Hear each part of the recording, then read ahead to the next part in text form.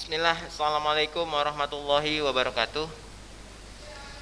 Alhamdulillahirrabbilalamin. Wassalatu wassalamu ala asyrafil anbiya'i wal mursalin wa ala alihi wa ashabihi rasulillahi ajma'in. Puji syukur kehadirat Allah, pada kesempatan hari ini kita kembali bertemu ya di pembelajaran biologi hari ini di kelas 12B terkait materi pembelahan sel ya, untuk bab baru ya hari ini. Syukran jazakallah khair yang sudah hadir. Nah, untuk Ustadz sudah ngoreksi nilai tugas. Untuk kelas 12 yang mengerjakan tugas hanya 2 orang ya. Minggu lalu Akmal dan Rabiah. Akmal alhamdulillah nilainya 100. Kemudian Rabiah nilainya 100. Untuk yang hadir hari ini Dafa, Rizky, ayo tugasnya segera dikerjakan ya, dikumpul. Kemudian Jordan tugasnya jangan lupa ya. Kemarin baru 2 orang yang mengerjakan. Nah, untuk yang belum agar segera dikerjakan. Nah, sedangkan yang tugas juga belum dikerjakan, yang remedial apalagi ya. Yang remedial ada 5 orang. Ahmad Riyandi, Fikri Aldi Trisna, M Suli, M Haikal dan Ramdanil. Itu sudah Ustadz sediakan tugasnya, remedialnya, batas akhirnya kemarin. Sampai hari ini tidak ada juga itikat baik untuk mengerjakan. Ustadz ya, semoga Allah mudahkan ya, semoga Allah bukakan kemudahan bagi kalian. Dalam arti apa? Segera penuhi tanggung jawabnya ya. Kalau tidak ada tanggung jawabnya, nanti bagaimana dalam proses penilaian? Ustadz sama sekali tidak akan membantu kecuali kalian yang ingin membantu diri kalian sendiri dengan mengerjakan tugas tersebut. Karena sejatinya dalam Al-Quran bahwasannya kalau kalian gitu ya, merugikan diri sendiri itu karena perbuatan kalian sendiri gitu ya. Nah, jadi agar dikerjakan untuk yang remedial khususnya ya, untuk yang tugas sembari dikerjakan. Nah, untuk materi hari ini kita lanjut menjelaskan sedikit terkait pembelahan sel. Nah, pembelahan sel itu dapat berkembang biak dalam arti dengan proses pembelahan. Jadi proses sel itu bisa bertambah banyak, dari 1 jadi 2, 2 jadi 3, 2 jadi 4, 4 jadi 8, demikian seterusnya. Itu berkaitan mengenai pembelahan sel. Nah, materi ini berkaitan dengan proses penyembuhan luka nanti, itu melibatkan pembelahan sel, kemudian proses dibentuknya sel kelamin ya. Sel kelamin seperti halnya pematangan sel sperma seperti pada gambar ini terjadi karena ada pembelahan sel. Kemudian diproduksinya sel telur, ovum juga terjadi karena ada pembelahan sel. Nah, maka penting bagi kalian untuk memahami pembelajaran hari ini. Nah, pembelajaran sel dibagi menjadi 2, jadi pembelahan sel secara langsung dan tak langsung. Jadi dalam arti dia jika tidak didahului dengan pembentukan benang spindel, maka dikatakanlah sebagai amitosis ya. Intinya di benang spindel, kalau dia nggak didahului itu, nggak nampak benang spindelnya, maka itu amitosis. Namun kalau dia ada benang spindelnya, maka disebutlah dia kalau tidak mitosis, meiosis. Makanya nanti amitosis dan amitosis itu dia tidak melibatkan benang spindel dan tidak adanya penampakan kromosom. Sedangkan kalau mitosis dan meiosis itu ada penampakan benang spindel dan kromosom, namun nanti perbedaannya, kalau mitosis itu pembelahan sel tubuh ya, somatik, sel tubuh somatik. Sedangkan kalau meiosis itu pembelahan sel kelamin atau gametik. Oke? Nah, ini dia pembelahan sel dibagi 3, amitosis, mitosis, dan meiosis. Ini dicatat baik-baik ya. Pembelahan sel dibagi 3, amitosis, mitosis, dan meiosis. Mitosis dikatakan sebagai pembelahan biner. Tadi tidak melibatkan benang spindel, kemudian tidak menunjukkan penampakan kromosom, itu amitosis. Jadi pembelahan biner, 1 membelah jadi 2, 2 jadi 4, 4 jadi 8. Demikian seterusnya dengan sifat yang 100% sama dengan induknya. Sedangkan kalau mitosis, nah mitosis ini terjadi pada sel tubuh, sel somatik. Sel tubuh itu meliputi kulit ya, sel jaringan otot, semua tubuh kita kecuali gamet. Gamet itu cuma 2, yaitu sel sperma dan ovum. Kalau sel sperma dan ovum itu nanti pembelahan secara meiosis ya. Nah, perbedaan keduanya, kalau mitosis itu tidak terjadi reduksi jumlah kromosom, dalam arti tidak ada pengurangan jumlah kromosom. Kenapa? Karena mitosis itu terjadi dalam sel tubuh kita berjumlah sepasang kromosomnya, maka anakannya juga sepasang, 2N diploid, tetap 2N. Sedangkan kalau meiosis awal mulanya di 2N, nanti hasilnya anakannya terjadi reduksi ya, reduksi jumlah kromosom, sehingga yang semula 2N menjadi N, haploid atau dia tunggal kromosomnya. Oke, nah demikian. Ini proses pembelahan biner pada bakteri. Nah, pada bakteri itu menempel pada membran plasma. Ini dia, ini kromosomnya ya. Nah, kromosom itu kemudian nanti mengganda dia, DNA-nya mengganda, mengalami replikasi. Kemudian sel mulai membelah, dalam arti terdapat dua cairan sitoplasma membagi dua sehingga muncul bagian tengah dan akhirnya saling terpisah. Terbentuklah anakan dengan sifat yang sama persis dengan induk. Nah, jadi inilah pembelahan biner dalam arti amitosis. Ya. Tidak ada penampakan kromosom, tidak ada pembentukan benang spindel.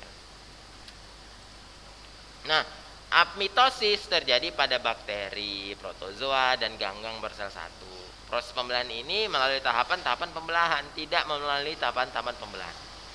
Jadi, dia hanya membelah saja menjadi 2, 4, 8, dan terusnya. Proses pembelahan langsung didahului oleh pembelahan inti. Inti tadi, materi inti tadi, pembelahan inti ya dalam arti DNA-nya mengganda dia. Ini pembelahan inti, ini pembelahan inti, karyogenesis ya. Karyokinesis, baru setelah dia masuk karyokinesis, baru masuklah sitoplasmanya membelah atau dikatakan sebagai sitokinesis. Ya, karyokinesis pembelahan inti membagi dua, baru karyokinesis pembelahan cairannya bagi dua, baru terbagilah dua. Nah, kita masuk ke meiosis dan mitosis. Nah, kalau meiosis terjadi dalam dua tahapan meiosis. Meiosis ini ya, meiosis 1, meiosis 2. Kalau mitosis tidak. Ya. Sedangkan kalau hasilnya, kalau meiosis menghasilkan haploid N ya, N. Ya, terjadi reduksi kromosom berjumlah 4 anakan kalau meiosis. Sedangkan kalau mitosis berjumlah anakannya itu cuma 2 dengan kromosomnya sepasang 2N diploid. Ya. Meiosis itu anakannya 4, kromosomnya tereduksi, N haploid jumlah 1. Sedangkan kalau mitosis anakannya 2, kromosomnya 2N ya, diploid. Nah, pembelahan mitosis. Pembelahan mitosis seperti yang saya jelaskan terjadi dalam sel tubuh ya. Menghasilkan sel anak dengan jumlah kromosom yang sama persis dengan induk. Jadi soal anak induknya 2N, anakannya juga 2N. Ya. Disebutlah 2N tadi diploid ya, intinya sepasang 2N. Ada terbagi menjadi 4 fase. 4 fase cara menghafalnya promat. Pro dari kata profase, M-nya metafase, A-nya anafase, dan T-nya telofase. Jadi promat, profase, anafase, promat, profase, metafase, anafase, dan telofase. Hasil akhirnya adalah 2 anakan diploid. 2 anakan diploid yang kromosomnya sama dengan induknya. Oke. Nah, sekarang Ustaz tanya dulu. Nah, untuk Rabi'ah, coba jelaskan tadi apa yang dimaksud dengan pembelahan amitosis. Oke. Amitosis. Rabi'ah, ayo.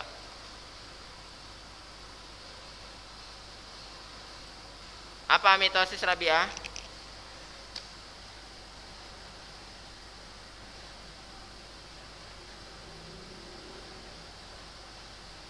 Nggak bisa ya.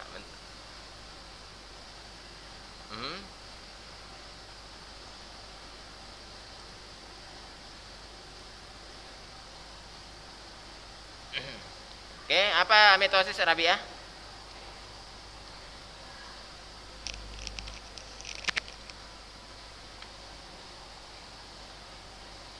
Ayo. Pembelahannya apa cirinya? Kenapa? Belum nyimak. Oke, siap. Nah, Akmal, ayo silakan Akmal. Apa yang dimaksud dengan pembelahan amitosis? Iya, amitosis.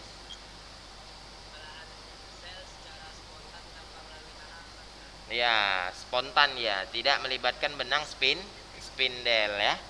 Ingat. Oke, good. Syukran jazakallah khair Akmal. Berikutnya Dafa, ayo Dafa, mana suaranya? Dafanya ada?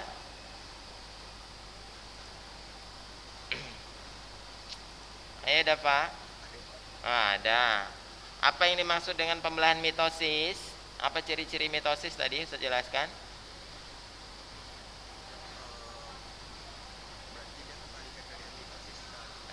Kalau benang spindel. Oke, good, good. Oke ya. Syukran jazakallah khair Dafa. Oke, Rifki Hafiz. Ayo Rifki. Ada nggak nih orangnya? Halo Rifki.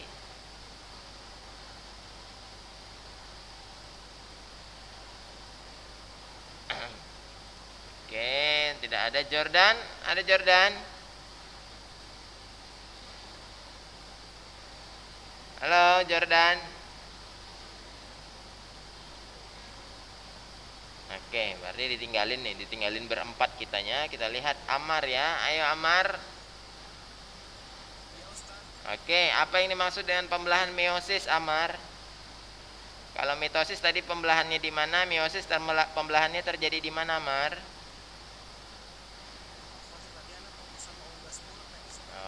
Harus fokus lah, belajarnya dia harus fokus di pembelajarannya. Oke, nanti dibaca lagi ya, ingat tugasnya. Oke, berikutnya Huzaifi. Ada Huzaifi? Masya Allah. Oke, gimana kabar antum, sehat? Alhamdulillah. Untuk meiosis terjadi pembelahan di sel mana? Sel induk atau sel tubuh atau sel gamet atau sel kelamin? Oh, baru masuk. Masuk bilang assalamualaikum. Oke, syukran. Ya. Lanjut ya. Oke, nanti insya Allah materi akan Ustadz kirimkan ya. Sudah Ustadz kirimkan malahan ke grup, nanti dibaca kembali ya. Dibaca kembali. Oke. Nah, tahap-tahap mitosis. Tadi kan mitosis Ustadz bilang dari profase, metafase, anafase, dan telofase ya. Nah, pertama diawali dulu dia sebelum membelah, dia siap-siap dulu tuh. Siap-siap namanya tahap interfase. Interfase tahap persiapan, ada G1, ada sintesis, ada G2. Ya, itu untuk fase interfase ini dia. Jadi ini dia interfase ya. Ini sintesis, ini G1, ini G1 ya, G1 ini interfase nih. Jadi mayoritas pembelahan mitosis itu paling banyak terjadi di fase interfase, persiapan. Persiapan di situ masuknya seperti sintesis protein, replikasi DNA ya. Nah, baru dia membelah promat tadi kan, profase, metafase, anafase, dan telofase, barulah membelah jadi dua. Itu siklus selnya. Kemudian interfasenya tadi maksudnya adalah dia 90% waktu paling lama, di mana G1 itu tahap pertumbuhan pembentukan organel sel yang baru. Kurang lebih terjadi selama 9 jam, baru sintesis yaitu replikasi DNA kurang lebih 10 jam.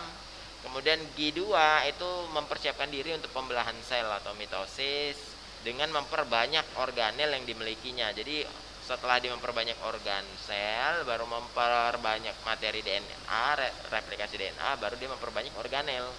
Nah, G2 itu waktunya relatif singkat, hanya 2 jam. Jadi total semua ada sekitar 21 jam untuk tahap interfase.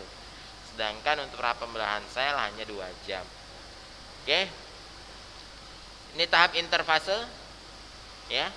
Fase istirahat pembelahan sel, namun sel tidak beraktivitas. Justru tahap ini merupakan tahap paling aktif dan penting untuk mempersiapkan pembelahan. Nah, proses pembelahan ini dipersiapkanlah nih dia ya, sentrosom untuk melekat benang spindel nanti, nukleosom ini di dalamnya mulai menghilang nanti inti selnya, dan terjadilah pemadatan kromatin menjadi kromatid ya. Gitu. Baru ini ada tahapan mitosis ya. Mitosis nih dia. Ini profase ya. Profase ini mulai menghilang nih, inti selnya mulai menghilang. Baru tuh kromosomnya sudah terlihat, terbentuklah benang spindel ya kan. Gitu. Profase. Baru masuk ke metafase, namanya meta. Meta itu artinya tengah ya. Jadi metafase itu kromosomnya berjejer di bagian tengah ekuator, hendak bergerak ke masing-masing sentrosom ya. Jadi metafase kali profase tadi mulai menghilangnya lapisan inti sel ya, mulai menghilang dia, mulai menebal dia, kromatin menjadi kromatid, baru kromatid menjadi kromosom. Itu dia tahapan. Baru setelah dia berjejer di bagian tengah, nah selanjutnya dia akan bergerak ke masing-masing kutub. Itu namanya anafase. Jadi kalau ada gambar seperti ini bergerak ke masing-masing kutub, itu anafase ya. Anafase membelah berlawanan. Kemudian masuk ke telofase. Kalau telofase dia mulai ada nih bidang pembelahannya. Kemudian cairan selnya sudah terjadi membelah dua atau sitokinesis. Kemudian nukleolus satu lapisan inti sel mulai terbentuk kembali, itu terjadi telofase. Jadi intinya telofase itu tahap hampir sudah selesai tahap pembelahan sel. Oke. Ini dia lengkapnya. Jadi proses awal ini dia, kemudian proses akhir. Ini masih interfase ya. Profase awal ya. Maaf, profase awal, ini profase akhir. Jadi profase awal itu masih kromatin ya. Masih tipis benang kromosomnya, mulai menebal sehingga jadilah kromosom seperti gambar ini. Kemudian masuk di metafase, berjejer di bagian tengah. Kemudian anafase bergerak ke masing-masing kutub. Telofase mulai nampak bidang pembelahan, terjadi sitokinesis, cairan membagi dua. Karyokinesis atau inti sel sudah mulai memiliki lapisan inti. Kemudian jadilah sel anakan. Nah, kalau mitosis itu tetap menghasilkannya 2N ya, kromosomnya tetap sepasang ya, diploid. Ini dia interfase, profase, prometafase, metafase, anafase, telofase. Jadi promat, profase, metafase, anafase, dan telofase. Nah, berikutnya mitosis pada sel hewan dan sel tumbuhan. Nah, kalau sel hewan nih seperti ini, karena hewan itu tidak memiliki dinding sel, jadi bentuk selnya bulat ya. Sedangkan kalau dinding sel tumbuhan kan punya dinding sel. Nah, makanya bentuknya dia bersegi. Nah, ini dia mulai muncul pembelahan baru terbelah. Oke. Jika ada pertanyaan silakan ajukan langsung lihat via chat ya. Tahapan sitokinesis pada tumbuhan, sitokinesis ini dalam arti dia sito itu artinya sel, kinesis itu pembelahan. Jadi sitokinesis itu lebih kepada pembelahan cairan selnya. Itu bergerak ke masing-masing kutub. Nah, tadi mitosis, kita masuk ke meiosis. Kalau meiosis itu terjadi pada alat reproduksi. Nah, jadi dalam proses pembentukan sel kelamin jantan yaitu sperma dan sel kelamin betina yaitu ovum. Jadi pembelahan sel itu menghasilkan sel anak, jumlah kromosomnya itu N atau haploid dengan jumlah anakannya itu 4. Ya, setengah dari kromosom induk itu kalau meiosis. Sedangkan kalau mitosis tadi kan sama persis ya dengan induk. Oke, ini dia meiosis menghasilkan 4 anak ya dengan jumlah kromosom setengah dari jumlah kromosom induknya terjadi pada sel kelamin atau gonad. Berlangsung dalam 4 fase, fasenya tetap promat, profase, metafase, anafase, telofase, namun terjadi 2 kali berturut. Jadi prosesnya terjadi dalam sebanyak 2 kali. Ya, ini dia tahap persiapan tetap interfase baru profase 1. Ya, ini dia profase 1 ada zigoten, pakiten, diploten dan diakinesis tahapannya, diploten. Itu dicatat baik-baik, ini pengertiannya dicatat baik-baik. Oke, ini zigoten, pakiten. Ini masih tahap interfase ya. Nah, baru terjadi pindah silang, crossing over, saling berpindah antar sepasang kromosom. Nah, diakinesis itu ya. Baru inilah tahap profase 1, 5 tahapannya. Ya. 5 tahapannya baru masuklah dia, ini gambarnya ya, gambarnya. Baru tahap masuk ke metafase. Metafase tetap sama, dia berjejer di bidang kromosom, namun di situ masih kromosomnya sepasang. Oke. Nah, ini dia tahapan meiosis, profase 1, metafase 1 dan anafase. Oke, ini dia sepasang-sepasang. Nah, namun terjadi di apa ini? Di sini dia mulai saling memisah. Ya, saling memisah berpasangan, ini dia. Ini dia. Tahapannya tetap sama, cuma terjadi dalam 2 tahap. Ya, ini juga sama, interkinesis sama, baru masuk interkinesis itu perantara antara siklus 1 dengan siklus 2. Dan ini siklus 2-nya dimulai juga profase juga. Oke, ini tahapannya. Ya. Lebih jelasnya dari gambar saja, ini dia. Tadi lanjutan yang tadi, dia menghasilkan 2 anakan. Nah, 2 anakan tadi untuk meiosis 2 nanti masing-masing menghasilkan 4 anakan. Oke, ini perbedaannya ya. Ini dihafal baik-baik. Perbedaan antara meiosis dan meiosis 1 dan meiosis 2. Kalau meiosis 1 berpasangan ya tentunya ya. Kemudian kromosomnya masih kromosom homolog ya. Saling sejenis ya. Itu semua, baru nanti ini setelah terpisah. Ini perbedaannya. Ini gambarnya. Oke.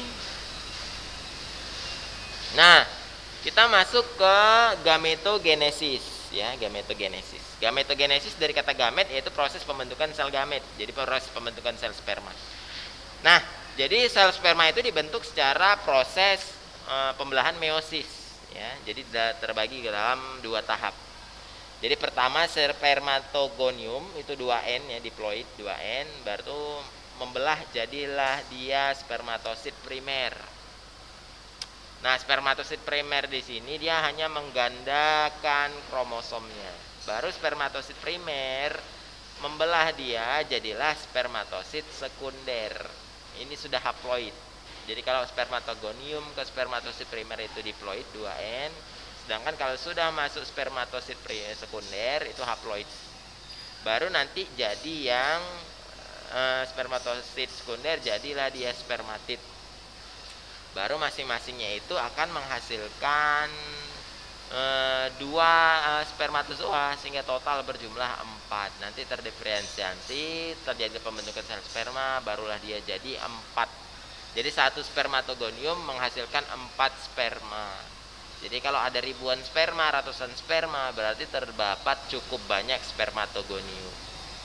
Ya, jadi nanti ini berhubungan dalam proses pembelahan sel. Jadi kalau cukupan protein, nutrisi tercukupi, maka produksi sperma akan meningkat. Nah, sewaktu-waktu kantung sperma itu penuh dan sudah tidak dapat menampung, maka munculnya teknis mekanisme mimpi basah. Dalam arti apa? Sel sperma itu harus dikeluarkan ketika kantung sperma itu penuh.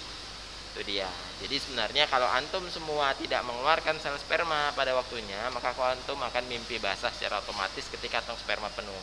Namun kalau keluar, maka tidak ada yang namanya mimpi basah, gitu ya. Makanya jarang ada bapak-bapak yang mimpi basah karena dia sudah menikah, karena sel spermanya pasti dikeluarkan. Namun kalau yang belum menikah, maka sel sperma itu tidak akan dikeluarkan selain hanya pada saat mimpi basah. Oke. Nah, berikutnya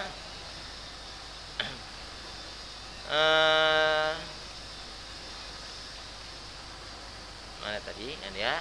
Oke, tadi kalau jantan ini masuk yang betina. Nah, kalau yang betina oogonium ya. Tadi kalau yang jantan dia spermatogonium. Kalau yang betina oogonium. Oogonium membelah kromosomnya jadi oosit primer. Oosit primer masih diploid 2N. Baru membelah jadi 2, jadi dia dikatakan sebagai oosit sekunder. Nah, oosit sekunder ini disebutlah dia kromosomnya haploid sudah.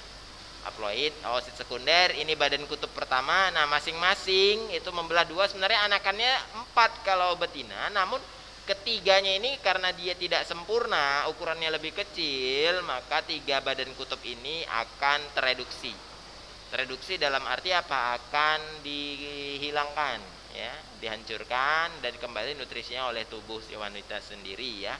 Sedangkan 1 ovumnya itu yang terbentuk. Jadi sebenarnya dalam proses pembentukan sel ovum itu hanya mampu menghasilkan 1 ovum tiap 1 kali siklus. Jadi tiap bulannya itu secara harfiah wanita itu hanya mampu menghasilkan satu ovum dalam satu ovarium. Jadi kalau ovariumnya ada dua, kanan dan kiri, bulan pertama kanan dulu, ovum satu, bulan berikutnya kiri, demikian bergantian. Namun karena ada kelainan untuk orang yang menghasilkan keturunan kembar, ovarium kanan dan ovarium kiri nanti bersamaan dapat menghasilkan ovum, ya, dapat menghasilkan ovum, itu yang dapat menjadikan kembar non identik, ya, dalam arti kembar non identik dalam arti tidak sama jenis kelaminnya. Sedangkan kalau dia yang sama persis jenis kelaminnya itu sudah dikatakan sebagai kembar identik. Jadi proses kembar itu dikatakan bisa karena sel sperma dan ovum ketika bertemu membelahnya, proses pembelahan yang menyebabkan menghasilkan dua anakan bayi, itu dia kembar identik.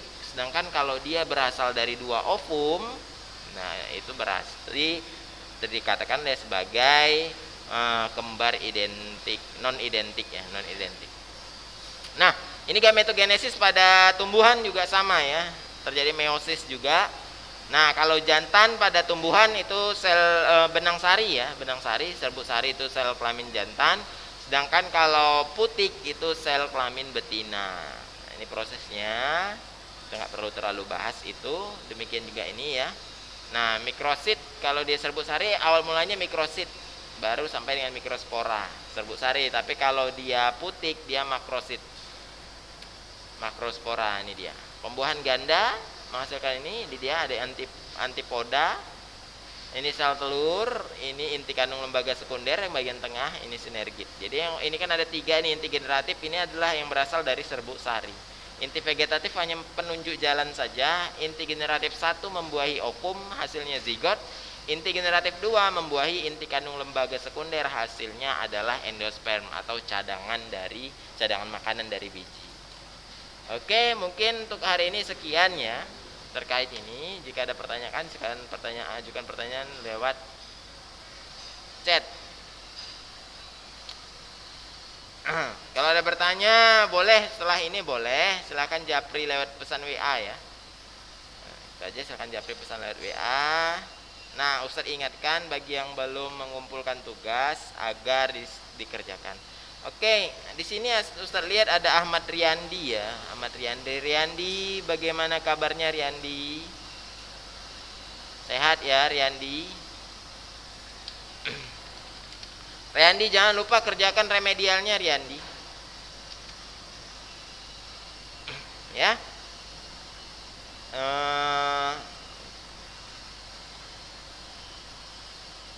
Mana dia? Kok langsung hilang langsung nih? Ini dia. Halo Riyandi, gimana kabarnya?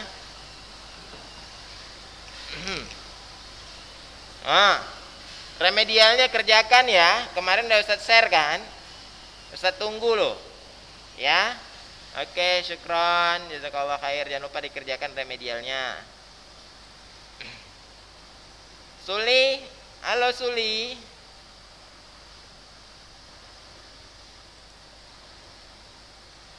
Suli, halo Suli, ada Suli? Ya, Suli, remedialnya dikerjakan, ya, Suli. Ya, sudah Ustaz kirimkan kan, dikerjakan baik-baik, dijawab. Oke, Ustaz tunggu hari ini, ya. Syukran, jazakallah khair.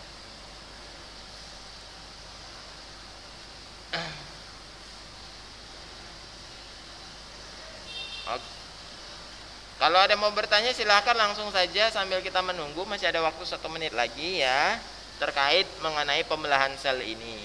Jadi sebenarnya pembelahan sel ini berkaitan dengan produksi sel, ya, produksi sel.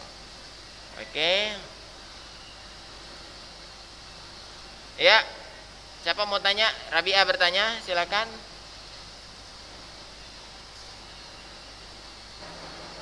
Rabi'ah. Mau nanya apa, Rabi'ah? Siap, ini Akmal, ya.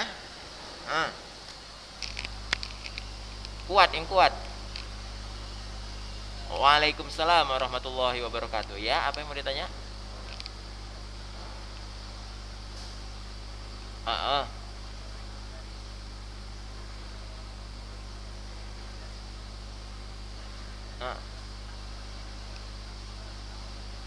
Antara amitosis. Oh, mitosis dan meiosis. Oke, good. Mitosis dan meiosis. Pertama, mitosis terjadi di sel tubuh, mitosis. Sedangkan kalau meiosis terjadi di sel kelamin. Ya, itu.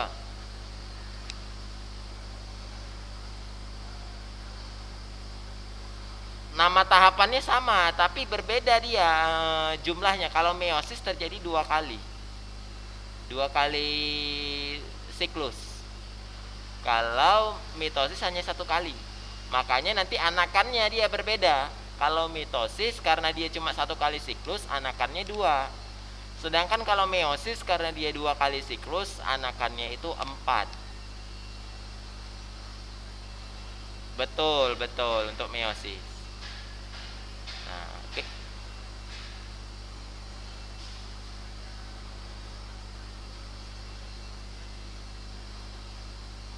Iya betul. Jadi prosesnya nggak berlanjut, dia memang nggak berlanjut. Jadi stop di situ. Di situ ada pembelahan sel karena terjadi di sel tubuh. Kecuali kalau terjadi di sel kelamin dia baru terjadi lanjutannya gitu. Oke ya. Nah kalau amitosis pembelahan biner dia tidak melibatkan benang spindel, tidak melibatkan kromosom. Dia hanya membelah saja. Pembelahan spontan tadi yang seperti yang dijawab Akmal. Oke ya, Afwan. Jadi nggak ada tahapan-tahapan promat tadi kalau amitosis. Oke, syukran jazakallahu khair. Berikutnya Akmal. Ayo. Oh, gitu. Ya, angkat hands up please. Oke, syukran jazakallahu khair. Mungkin itu aja untuk hari ini ya. Jangan lupa dikerjakan tugasnya. Nanti akan Ustadz share ya di grup. Ini tugasnya ya. Ada 4 pertanyaan, silahkan dijawab. Nanti ada jawabnya, kerjakan di buku latihan, baru difotokan, silahkan japri lewat Ustadz. Nanti insya Allah akan Ustadz koreksi sebagai nilai tambahan. Ingat, nilai akhir semester adalah nilai rekap tugas dan nilai PTS. Jadi kalau antum gak ada tugas, maka siap-siaplah nilai semesternya anjlok. Kemudian PTS-nya upayakan itu sudah remedial, karena kalau PTS-nya rendah nanti akan tidak membantu. Jadi agar kiranya yang remedial agar dikerjakan ya. Demikian untuk hari ini. Sekian, kita tutup dengan kafaratul majelis. Subhanakallahumma wabihamdika asyhadu alla ilaha illa anta astaghfiruka wa atubu ilaik. Assalamualaikum warahmatullahi wabarakatuh.